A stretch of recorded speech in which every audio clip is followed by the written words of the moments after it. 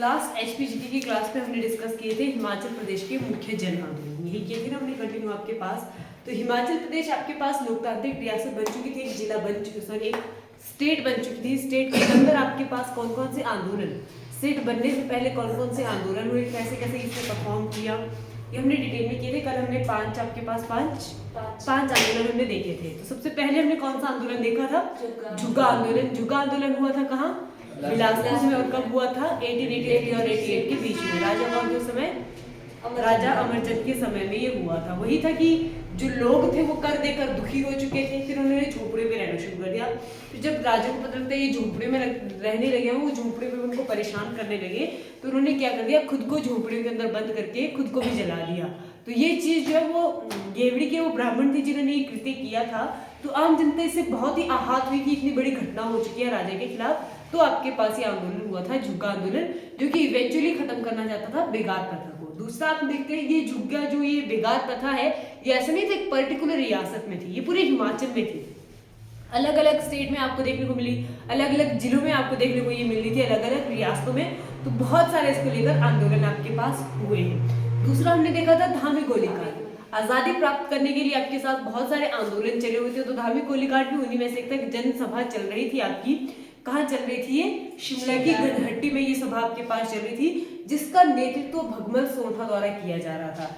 जब ये जनसभा चल रही थी, अब दिखती सी बात है, कोई भी जनता कोई सभा चलाएगी या फिर कोई भी आपके पास अभी भी आंदोलन होते हैं, तो सरकार क्या करती है, उनको बंद करवाना चाहती है ना, क्योंकि उन्हीं के अंगेस्ट ही आपके पास होते हैं। तो वैसे इस समय राजा रहते थे आपके पास, मेल करता था, उन्हीं के अंगेस्ट क्या करते थे लोग, प्रदर्शन करते थे, आंदोलन करते थे। तो उस समय आपके पास जो शिमला के राजा थे या राणा थे, उन्होंने क्या कर दी थी, फायरिंग के ऑर्डर दे दिए थे, गोलियां चला दी थी। और कितने व्यक्ति की मृत्यु हुई थी इसमें? 2 व्यक्ति मारे गए थे। और ये धामी गोलीकांड कब हुआ था? 16 जुलाई 1939 में आपके पास ये परफॉर्म किया गया था। और इस सभा के जो नेतृत्व करता थे वो कौन थे? भगमल सोंठा। इनका नाम आपने ध्यान रखना है, ठीक है, ये शिमला से ही बिलोंग करते थे। उसके बाद हमने देखा था थर्ड आपके पास पझौता आंदोलन।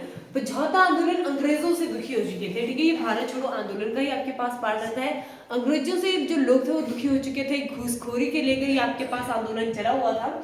तो ये किसी भी अधिकारी को, किसी भी अंग्रेज अधिकारी को या किसी भी राजा को 7 महीने तक अपने पास नहीं पहुंचने देते हैं। पझौता जो जगह वो कहाँ पड़ती है? सिरमौर में। पझौता आंदोलन कब हुआ था? 1942 में आपके पास पझौता आंदोलन हुआ था। उसके बाद हमने देखा ताल सम्मेलन। ताल सम्मेलन में अगेन आपके पास सम्मेलन चला हुआ था। इसमें आपके पास 2 नेता आते हैं, एक आपके पास पहाड़ी बाबा काशीराम और दूसरे आपके पास थे ठाकुर हजारा सिंह। और क्या होता है कि जो ये ताल सम्मेलन होता है, ये पहाड़ी बाबा ये बड़े इंस्पायर होते हैं महात्मा गांधी जी से। तो ये एक तरह से गांधी को ही फॉलो कर रहे थे, तो इन्होंने गांधी टोपी लगाई होती थी। तो इसी को रोकने के लिए अंग्रेजों ने उनकी टोपियां छीनी थी, अधिकारियों ने उनकी टोपियां छीन के फेंक दी थी। तो पहाड़ी बाबा काशीराम ने क्या की थी, यहाँ पर एक शपथ ली थी कि जब तक भारत आजाद नहीं होता है मैं क्या पहनूंगा? काले कपड़े पहनूंगा। तो ये क्वेश्चन आता है, काले कपड़े पहनने की शपथ किस सम्मेलन के दौरान ली गई थी? ताल सम्मेलन की। और ताल सम्मेलन के मुख्य नेता आपके पास ठाकुर हजारा सिंह भी थे और पहाड़ी बाबा काशीराम भी थे। फिर आपके पास एक और आपका चलता है गदड़ी वाली जनसभा। जनसभा ही थी वो, उसमें जो पंडित नेहरू हैं और जो सरोजिनी नायडू हैं वो बहुत इंस्पायर होते हैं किसे? पहाड़ी बाबा काशीराम से। और दोनों उपाधियां देते हैं, किसको? पहाड़ा दा बुलबुल कहते हैं और दूसरा पहाड़ी गांधी की उपाधि देते हैं, किसको? वाइस सो गए हो बाबा काशीराम को। क्या क्या उपाधि मिलती है? किसने कहा था पहाड़ा दा बुलबुल? और पहाड़ी गांधी पंडित जवाहरलाल नेहरू। तो ये हमारे पास 5 इंपॉर्टेंट आपके पास जो जन आंदोलन यहाँ पर पूछे जाते हैं। नेक्स्ट हम करने जा रहे हैं, अब आपके पास आजादी पूरे भारत में मांग रहे थे। उस समय जरूरी नहीं था हिमाचल आजाद हो रहा था तो पूरा भारतवर्ष ही आजाद हो रहा था। तो लिखेंगे हिमाचल प्रदेश में स्वतंत्रता आंदोलन में जुड़ी हुई गतिविधियां, कौन कौन से आंदोलन, कौन कौन सी चीजें जो आपके पूरे भारतवर्ष में होती है, उसे एचपी इंस्पायर था। तो हिमाचल प्रदेश का आजादी में योगदान के समय आपके पास इसमें हम देखेंगे कि कौन कौन से आंदोलन में कैसे कैसे ये इंस्पायर हो रहे थे। तो ये आपके पास रहेगा एचपी का आजादी में योगदान, कौन कौन से आंदोलन आपके पास रहते हैं। तो जब हम आजादी की बात करते हैं, हमें सभी को पता है कि भारत को आजादी कब प्राप्त हुई है? 15 अगस्त 1947। सेम डेट चेंज नहीं होगी, पर आजादी प्राप्त करने का सबसे बड़ा श्रेय जो जाता है वो किसको जाता है? नहीं, किसको जाएगा? महात्मा गांधी। नहीं, उससे पहले हम देते हैं इस पूरे श्रेय को कांग्रेस पार्टी को, है ना, भारतीय राष्ट्रीय कांग्रेस की हम बात करते हैं। तो यहाँ पर हम देखेंगे भारतीय राष्ट्रीय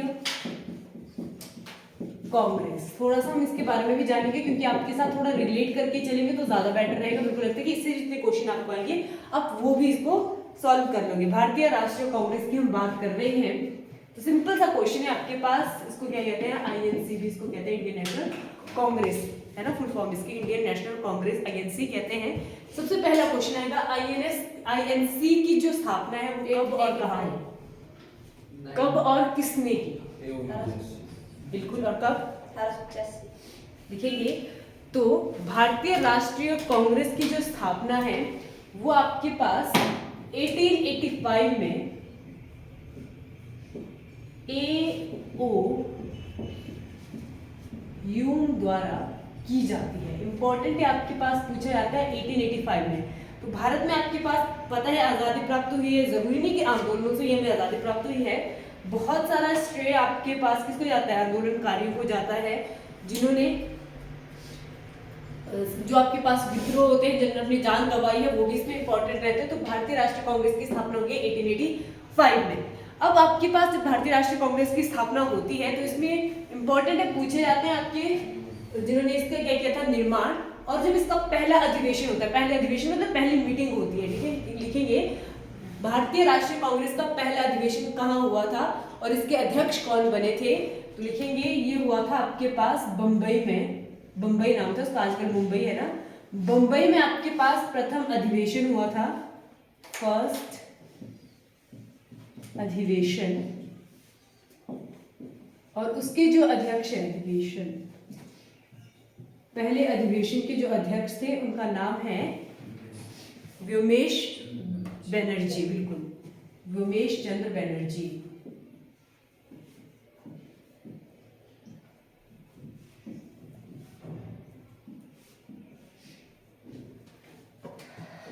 भारतीय राष्ट्रीय कांग्रेस की हम बात करते हैं, संस्थापक का हमें पता लग गया, A.O. ह्यूम इसके संस्थापक हैं, और व्योमेश चंद्र बनर्जी क्या थे, इसके प्रथम अध्यक्ष थे। ये आपके पास संस्था शुरू हुई थी।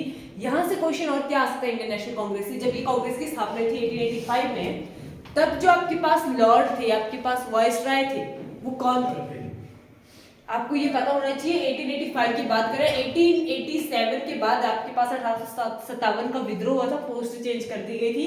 अब आपके पास कहते हैं भारत के वायसराय, तो पूछे जाते हैं कांग्रेस के समय भारत के वायसराय कौन थे, तो वो थे आपके पास लॉर्ड डफरिन। इंपॉर्टेंट है, याद रखना है आपने, वायसराय कौन थे समय भारत के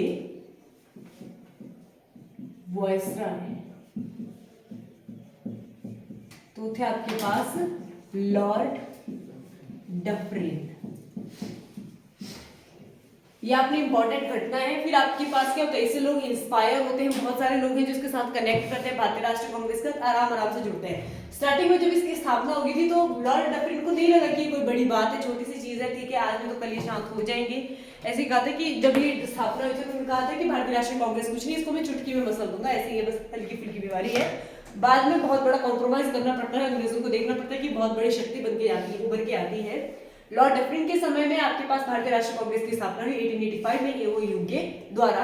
इसके फर्स्ट अधिवेशन हुआ था मुंबई में, और आपके पास उस समय इसके अध्यक्ष कौन थे, व्योमेश चंद्र बनर्जी। क्लियर हुआ यहाँ से आपके पास क्वेश्चन, यहाँ से आपके पास बनते हैं। इसके बाद अगली जो आपके पास इंपॉर्टेंट पार्टी आती है उसका नाम है गद्दर पार्टी, उसका इंपॉर्टेंट रोल रहा, ये लिख लिया आपने।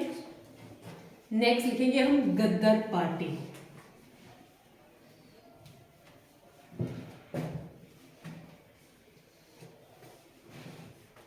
गद्दर पार्टी की स्थापना किसने की, गद्दर, हाँ जी लिखेंगे आप। गद्दर पार्टी आपके पास, गद्दर पार्टी की स्थापना, ये भी क्वेश्चन है कि देश में नहीं हुई है कि आपके पास विदेश में ये बनी है, भारत में इसकी स्थापना नहीं की गई थी। इसकी जो स्थापना है वो लाला हरदयाल सिंह द्वारा फ्रांस में की गई थी, फ्रांस के फ्रांसिस्को में की गई थी इसकी स्थापना। और ये भारत को स्वतंत्र करवाने के लिए 1913 में आपके पास कहाँ गई थी, ये फ्रांस में लाला हरदयाल सिंह द्वारा की गई थी। 1913 की हम इसमें बात करते हैं। और ये आपके पास गदर पार्टी है कि ये पार्टी तो भारत की ही थी, इंडियन सोशलिस्ट इसका नाम पहले था, इंडियन सोशलिस्ट से नाम बदल के इसका गदर पार्टी रख दिया गया।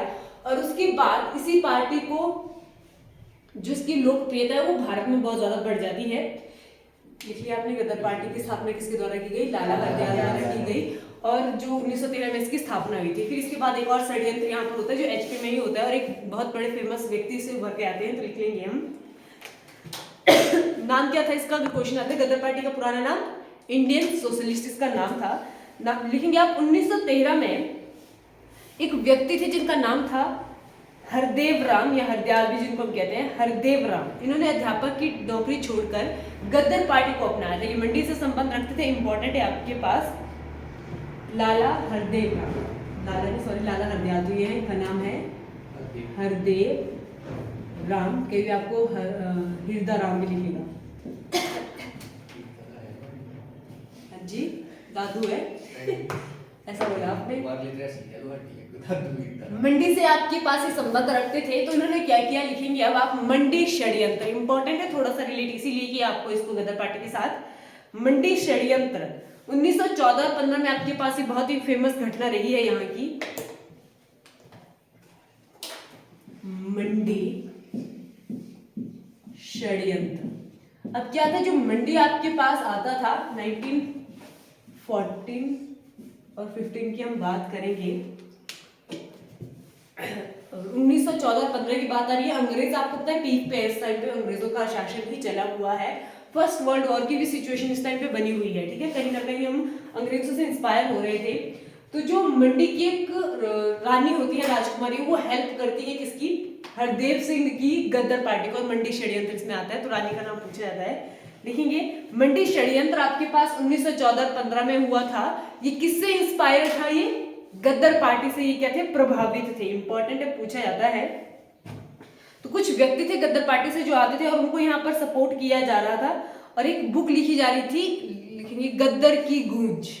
मंडी में एक बुक फेमस हुई थी उस टाइम पे, गदर की गूंज।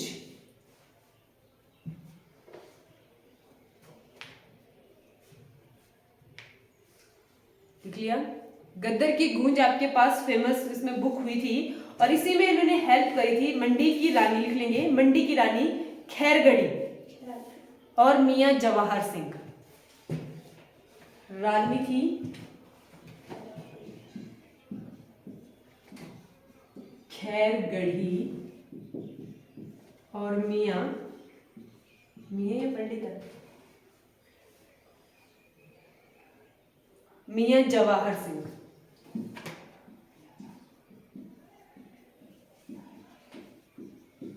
ये क्या कर रहे थे? ये अल्टरनेटली, सामने से नहीं पर ये बैक सपोर्ट कर रहे थे किसको?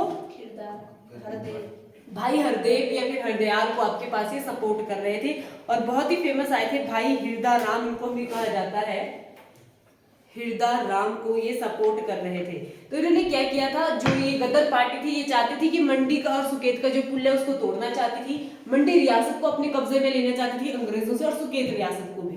पर इस चीज की जो जानकारी है वो पुलिस अधिकारियों को लग जाती है, और ये षड्यंत्र फेल होता है। जब ये षड्यंत्र फेल होता है तो रानी खैरगढ़ी को मंडी से निष्कासित कर दिया जाता है। इंपॉर्टेंट है, षड्यंत्र फेल होने के कारण रानी खैरगढ़ी को मंडी से निष्कासित किया जाता है।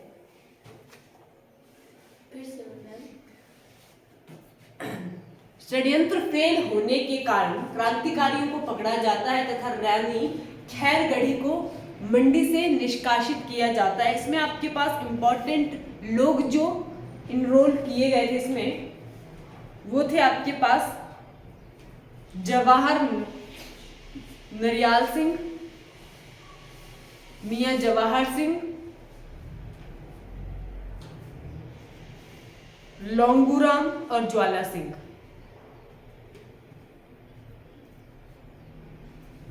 और इसमें जो हिरदा राम है, हिरदा जी हैं, उनको काला पानी की सजा सुनाई दी गई थी। और आपको पता है कि काला पानी की सजा क्या होती थी? कहाँ भेजा जाता था काला पानी की सजा में?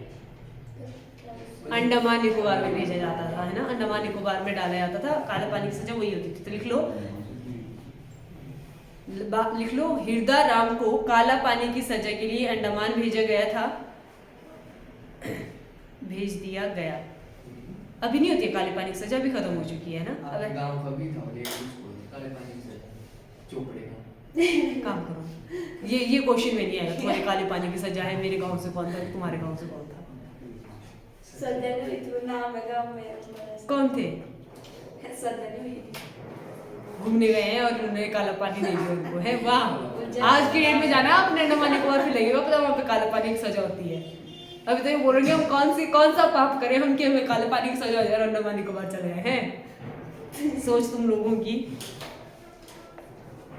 ये आपके पास बात कब हो रही है 1914 और 15 की, ठीक है। गदर पार्टी हमें पता होना चाहिए कि जो भारतीय राष्ट्रीय कांग्रेस है उसका क्या विघटन हो गया था 1907 में। एक नरम दल आ गया था और एक गरम दल आ गया था।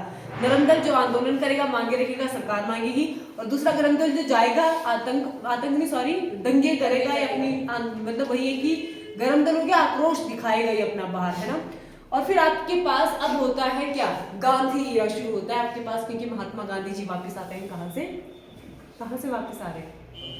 अफ्रीका से आ रहे हैं 9 जनवरी 1915 को। क्योंकि उस तरफ हम देखिए गदर पार्टी के आपके पास निकलेंगे 1915 में गांधी ईरा शुरू लिख लेंगे आप। 9 जनवरी 1915 में महात्मा गांधी जी की वापसी होती है अफ्रीका से, और उसी दिन आपके पास प्रवासी दिवस भी मनाया जाता है। और उसके बाद आगमन होता है, लिख लिया आपने, 9 जनवरी 1915 में क्या हुई थी, गांधी की वापसी, गांधी जी की वापसी होगी थी। कहां से? अफ्रीका से। और अब आंदोलन आपके पास ही शुरू हो चुके थे। इन्होंने खेड़ा आंदोलन किया था किसानों के लिए, है ना, कर के लिए आपके पास, और क्या किया था इन्होंने, खेड़ा आंदोलन था आपके पास किसानों के लिए, दूसरों को याद नहीं आ रहा है। चंपारण आंदोलन किया था इन्होंने। खेड़ा आंदोलन में आपके पास नील की खेती के अगेंस्ट किया था, और जो 2-4 इन्होंने ऐसे आंदोलन कर लिए कि जो बहुत थी सरकार ने इनकी बातें मान ली, तो इनका काफी नाम हो गया भारत पे आने के बाद भी। और फिर जो इम्पोर्टेंट ये करते हैं आपके पास आंदोलन होता है 1920 वाला आंदोलन, क्या कहते हैं उसको, असहयोग आंदोलन। थोड़ा सा डेट के साथ रिलेट करूँ आपको याद भी हो जाएगा। 1920 में आपके पास शुरू होता है असहयोग आंदोलन, ठीक है। असहयोग आंदोलन शुरू हो जाता है।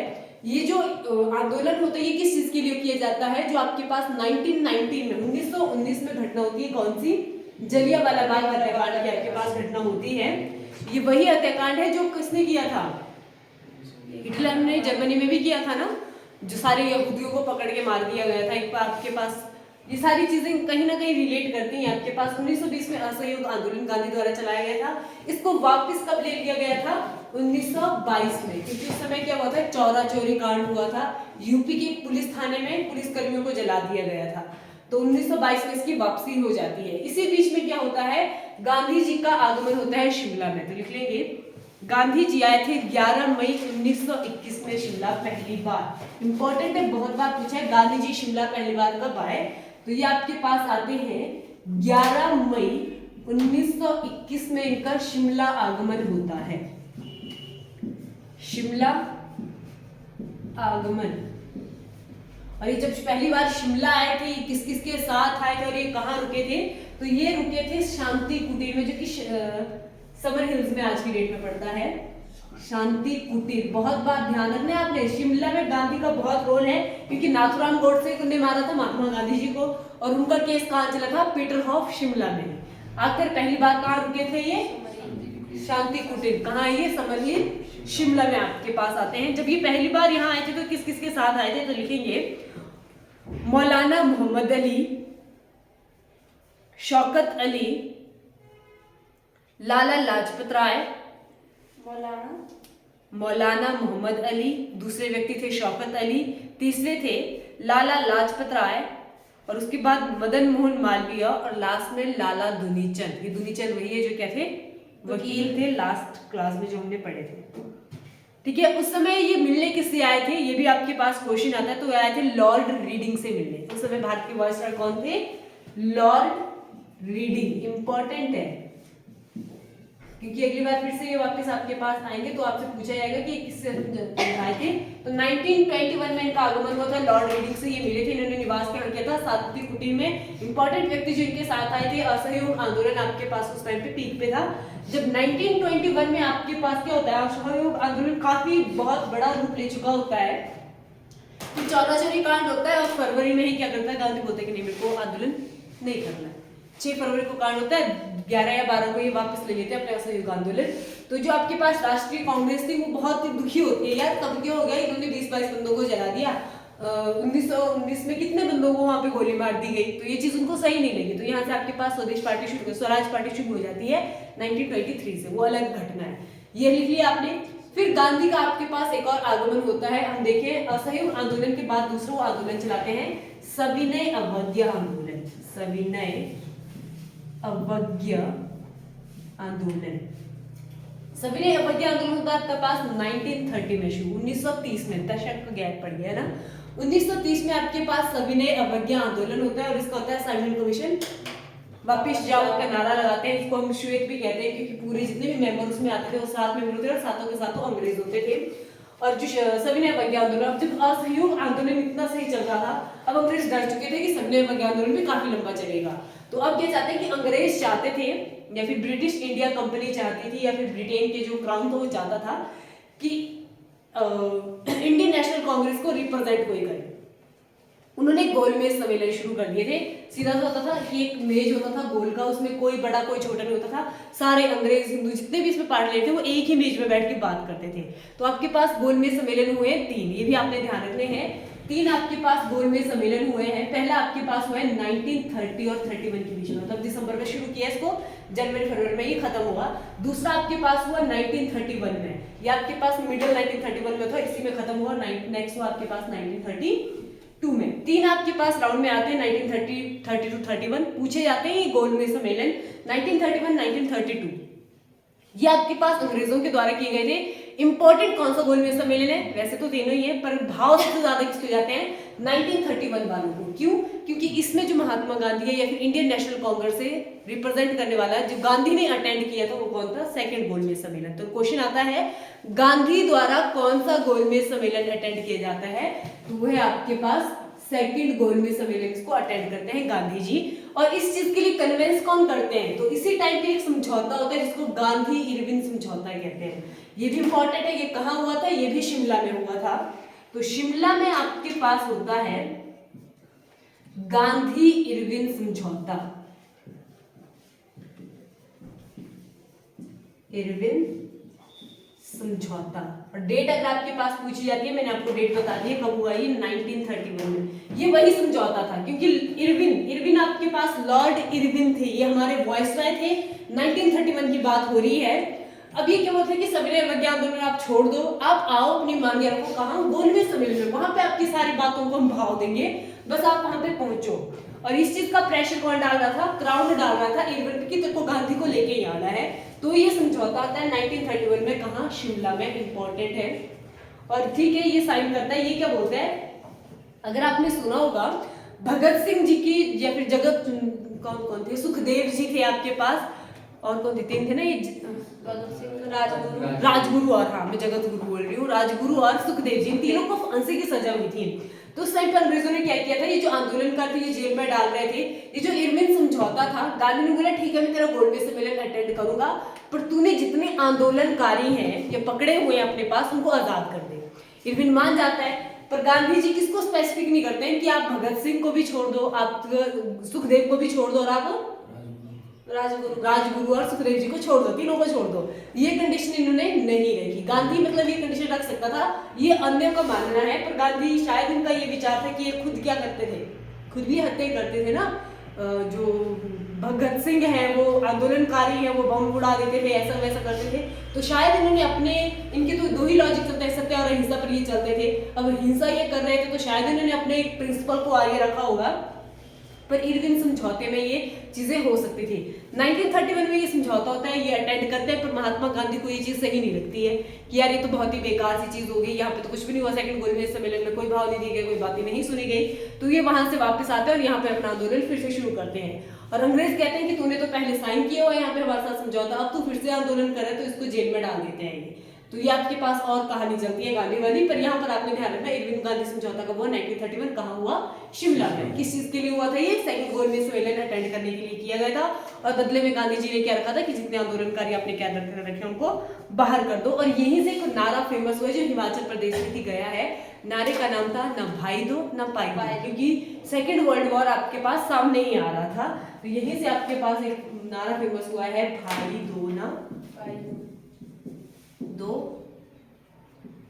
न पाई दो, न भाई दो न पाई दो था, पाई दो। और ये नारा एक्चुअल में आपके पास बहुत ज्यादा इसने रूप लिया था भारत छोड़ो आंदोलन में गया था 1942 में, ये फेमस हुआ था। पर ये शुरू हो चुका था आपके पास और इसको भारत हिमाचल से ही शुरू किया गया था। तो इसको ना पंडित पद्मदेव ने यहीं पे एक आंदोलन का रूप ही दे दिया था। लिख लो, पंडित पद्मदेव द्वारा भाई दो ना पाई दो क्या चलाया गया था, आंदोलन चलाया गया था। पंडित पद्मदेव, इन्होंने इस डायलॉग को ही क्या बना दिया था, एक आंदोलन बना दिया था। यहाँ तक क्लियर हुआ। और लास्ट आपके पास गांधी का एक और इंपॉर्टेंट आता है, भारत छोड़ो आंदोलन।